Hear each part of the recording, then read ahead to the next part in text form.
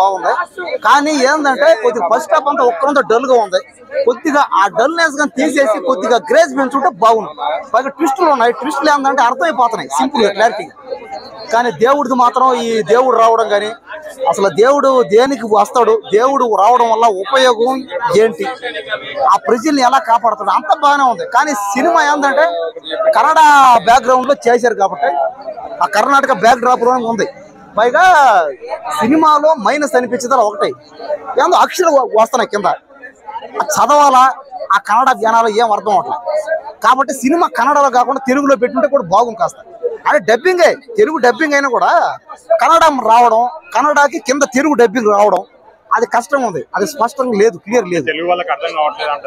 అదే అన్న, తెలుగు వాళ్ళకి అర్థం అయితే అవుతుంది, తెలుగు డబ్బింగ్ లో ఉంది. కానీ ఏంటంటే ఆ డబ్బింగ్ అవుతుంది మాట మాట. అంటే కన్నడ అక్కడ మాట వస్తానా, ఇక్కడ పేర్లు వస్తాయి కింద. కాబట్టి మాట ఏమో కన్నడ రావడం, పేర్లు ఏమో తెలుగులో రావడం అది చాలా బాధగా ఉంది. ఎందుకంటే కన్నడ పెట్టినప్పుడు కన్నడలో పెట్టు, తెలుగులో సినిమా రిలీజ్ చేస్తే తెలుగులోనే పెట్టు. అంతేగాని అది ఇది తెచ్చేటట్టు చేసి అది ఏం అసలు అర్థం కాల.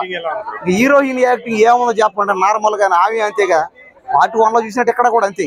హీరోయిన్ ఏం లేదు, హీరోది అంత.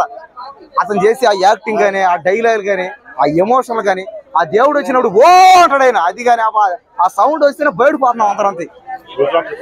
గూస్ బంప్స్ ఏంది నిజంగా. అసలు సినిమా అయితే ఆ యాక్టింగ్ అంత కేక ఉంది. కానీ ఎక్కడో తగ్గినట్టు కాస్త డల్నెస్ ఉంది కాస్త. అదే కాస్త పార్ట్ 1 అయితే వేరే ఎవరది అసలు చెప్పలేదు.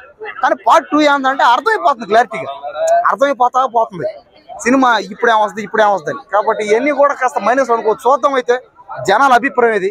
నచ్చితే చూస్తారు, లేదా మానేస్తారు. అందరికి అది చూద్దాం, అది చెప్పలేం కదా, అది వర్కౌట్ అవుతుందో కాదో చెప్పలేం. సరే, మొత్తానికి అయితే అందరికీ దసరా పండుగ శుభాకాంక్షలు. ఓకేనా, థ్యాంక్ యూ.